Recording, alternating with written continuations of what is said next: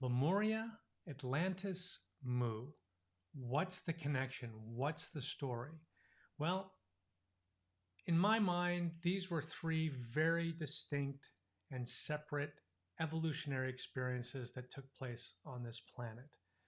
Mother Earth has been home to countless evolutionary experiments and societies.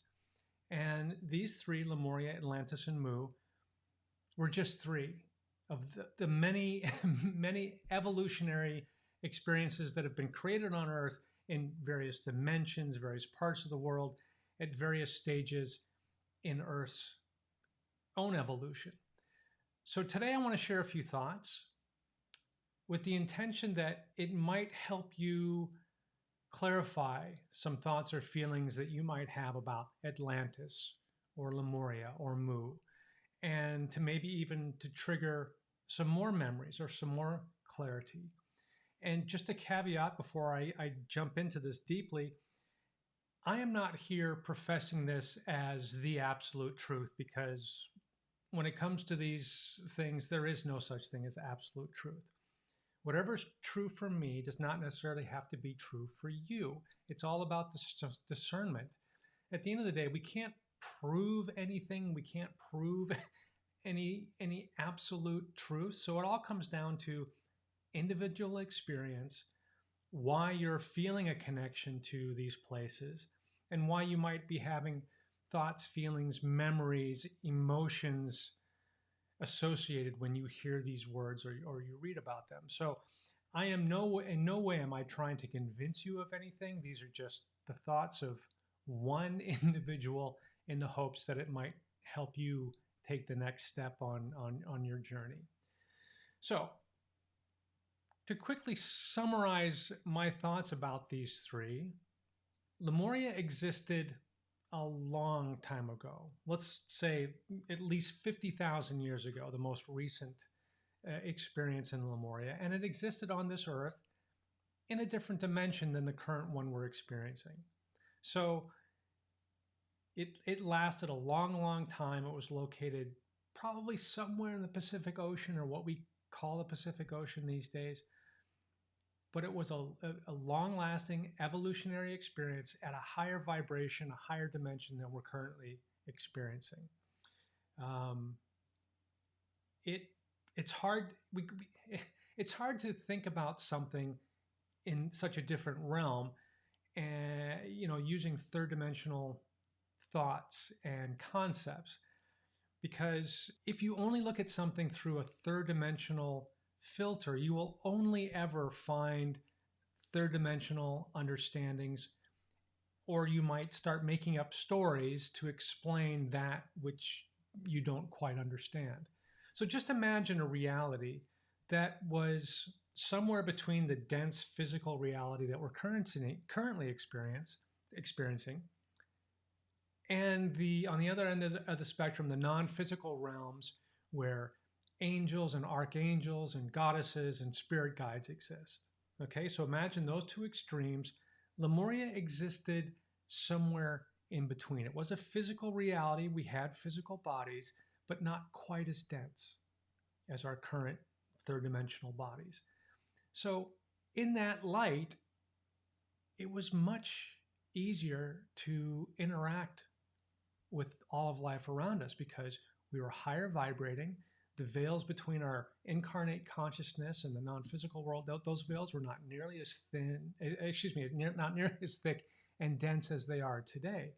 And so we were really in this harmonious and highly aware state all the time of the living things around us, whether it was, minerals and crystals in the ground, the element of water, the non-physical realms.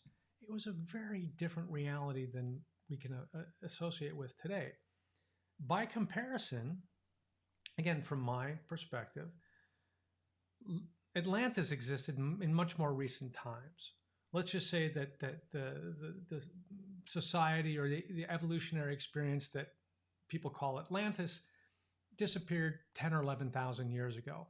And it was a much more physical reality than Lemuria. It was denser, it was a lower dimension, and it was not so connected.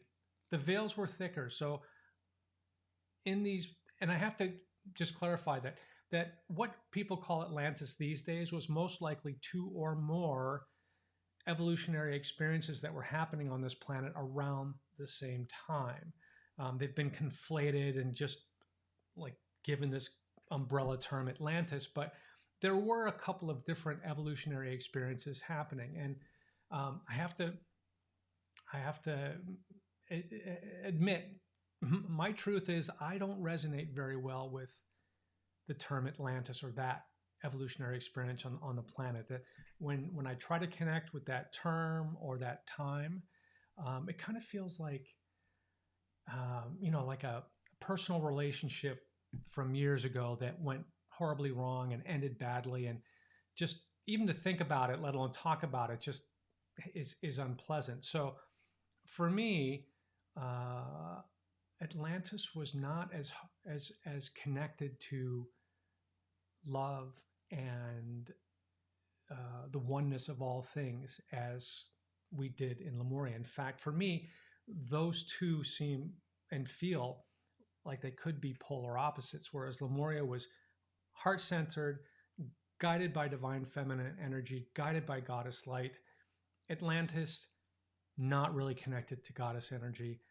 The veils between incarnate and the non-physical world were thicker, and so it wasn't such a heart-based experience. And again, that's just my take on it. So Atlantis and Lemuria, two very, very different experiences happening tens of thousands of years apart in different dimensions. So they are very, very different experiences. And I know a lot of people, when they first start having memories or they hear the word Atlantis or Lemuria, it's easy sometimes to conflate the two. You know, people will say, oh, I just have these horrible, horrible memories of, a continent going down, and it was traumatic and scary, and there was just disaster. I just feel like I have this emotional scar in my DNA. And for me, that doesn't describe anything that I would associate with the Lemurian experience. But we all have different experiences. We all have different memories, and how those memories come through the filter of our current human consciousness, it's infinitely variable. So there is no one definitive way to reconnect with these memories. But I'm at least suggesting that these two experiences were very, very different on multiple levels. Now, there was a connection because they were both intimately associated with the element of water. So that is one connection. They happened long ago. The land masses associated with these two evolutionary processes did ultimately sink below the ocean surface and, in a sense, disappear. That's why people call them, quote, lost continents. But again, for me, these are just wildly different experiences, not only separated by time and physical space on the planet, but also dimensionally, vibrationally. Huge gap between the two. So they are definitely not the same, definitely not related. Again, this is just my point of view. Now, when it comes to Mu, that is a term often associated with Lemuria, because Lemuria, Lemuria. Some people associated Mu more with the Atlantean experience, Atlantean vibration. My feeling is that Mu was a separate evolutionary experience, not as high vibrating as Lemuria. It was a little bit lower, more dense, but happened at a time that was concurrent with Lemuria, or occurred sometime between Lemuria, the end of Lemuria, and the advent of the Atlantean experiences. So there was a lot of I say vibrational or philosophical connections between Lemuria and Mu, but for me, they're not the same place. Oftentimes people will write about it as if they're synonymous terms. I don't feel that way. I feel that they were separate. And just a side note here, did we call Lemuria at the time? No.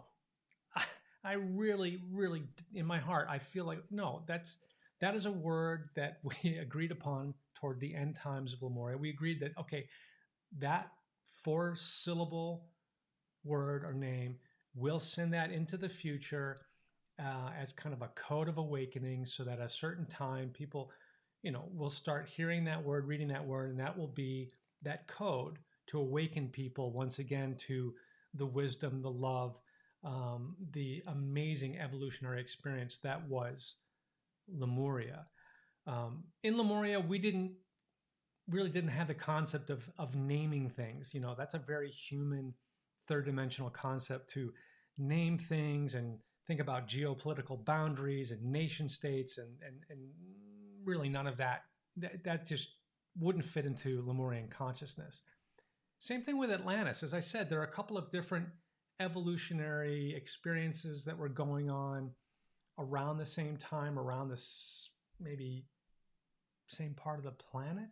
And I think one of them may have had a name that was similar to the word Atlantis that we use today. But at the time, I don't feel that those were terms that were in current use. Again, I'm just sharing thoughts from my perspective in the hopes that it might help clarify some thoughts for you. It just might plant some seeds that start to awaken in your consciousness. But these were all important evolutionary experiences, not only for this planet, but they've contributed to the evolution and expansion of all that is. And at the end of the day, that's all these processes are. It's just experience. Creator source comes in and in its infinite wisdom decides to reset the stage, reset the vibration, and allow something new to unfold. That was true with Lemuria, it was true with Atlantis, it was true with the Egyptian or Greece or Roman, whatever it is. And, even civilizations around the world, whether it was the people who built the Sphinx and the original pyramids, or the original ancients who built Machu Picchu, these civilizations that we really don't know anything about. We have no proof that they existed other than these structures. It's all evolutionary experience. No judgment, good or bad. It's just experience. So how does this resonate with you? Does it trigger any feelings or memories? Both comfortable emotions or maybe some uncomfortable emotions. I'd love to hear from you. Let me know in the comments below. Remember, listen to your heart. Learn to feel what's true for you, because that's what's most important, your personal truth. I'm David. I send you my love and light from Lemuria. And until next time, I simply say, aloha.